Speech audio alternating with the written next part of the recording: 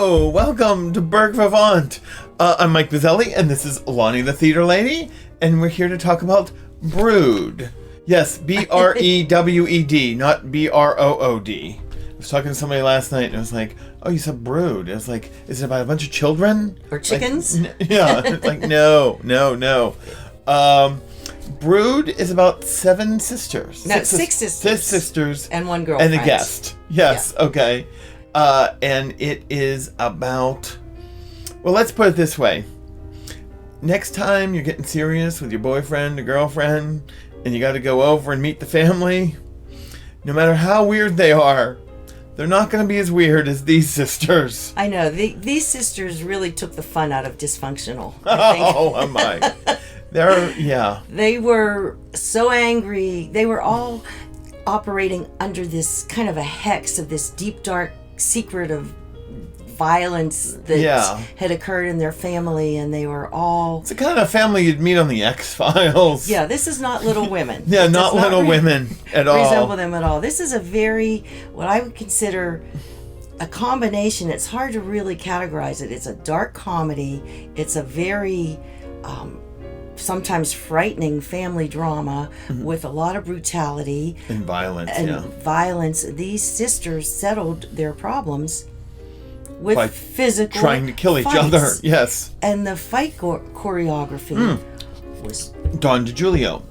Tremendous.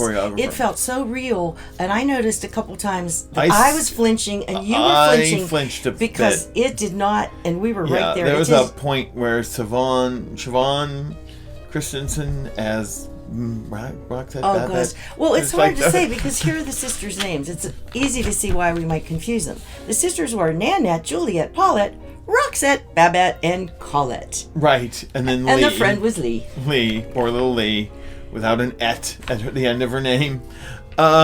Yeah, you know, like you said, elements of horror, elements of comedy, very funny. Some fantasy. Some mystical. Science fiction, even. That part, yeah, and some mystical things. You have to really suspend reality to watch this and, you know, yeah, and I don't buy know if I into did such a great job of that. But the acting... Superb. Well, first of all, it was written by Scott Bersati. A former Pittsburgher. Who is moving back to Pittsburgh after 10 years in Chicago. Oh, okay. Well, we'll welcome him back with open arms. Yes. I'd be interested to see something else from him to see if it's got the same elements. And then our director was Scott Wilson, I think. I'm sorry, Stephen Wilson. I was like, okay, Stephen Wilson. Who is also a native Pittsburgher who now lives in Chicago. Oh, okay. Are they switching apartments? Is that like... No, that movie where they're switching apartments? He's been there for a while. Oh, okay. So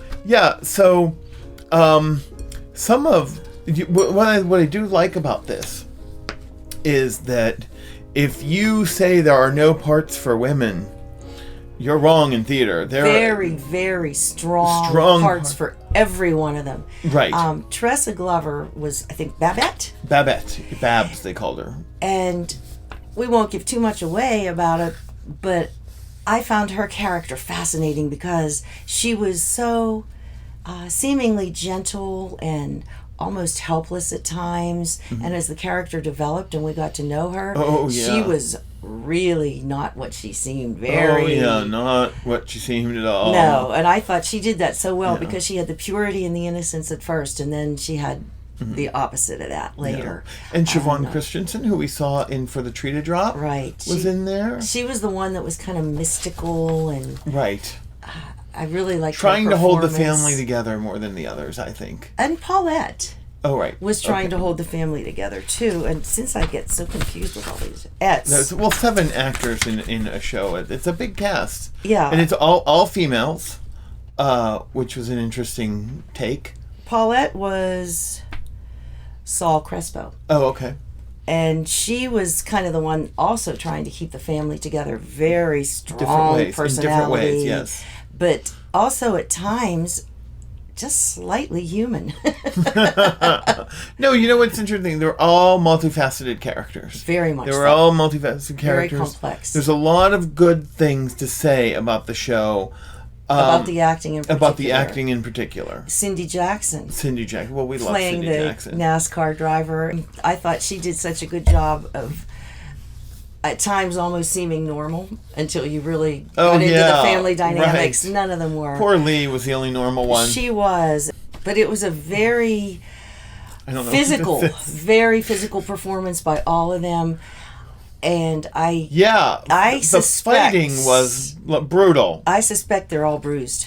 I would expect as good as the fight choreographer it was done, but it looked very real, and there were people being slapped around. I'd be surprised if no one's been injured yet from that cast. The one recurring line I liked was from Colette, and let's see, Colette was played by, I wish their names were all different. It was funny, though, to have those names. Right. And, they don't call each other. They had call nicknames. Collie and Babs and Collie. Roxy. Yeah. And every time they said Collie, she said, "That's a dog." Yeah. She wanted to be called by her full name. That was Alex Manolo. Oh, okay. And and also it was... her character was interesting because she had this competitive nature to her. Oh, yeah. That I really enjoyed seeing. And, again, a little normalcy. Yeah. But not a lot. Right.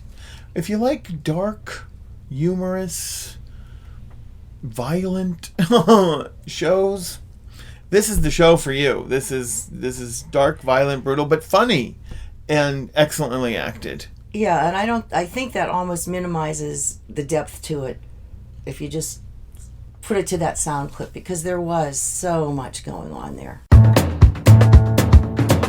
Oh, but the pot just stirred and stirred. It had to keep stirring. If not, dire things would happen. Yeah, and they all had their own spoon. I know, but they were spooning. They could have used a mixer. Get a power mixer in there. That's good. Yeah, get a KitchenAid.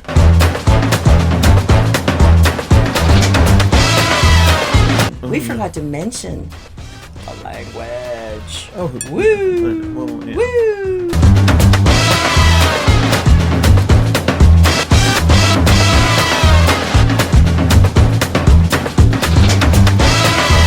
I just recently got an email from a friend when I said Erie, and she said she was going to Erie, PA. EERIE. Oh, she spelled it like that. And I said, yes, that could be anywhere. Up there.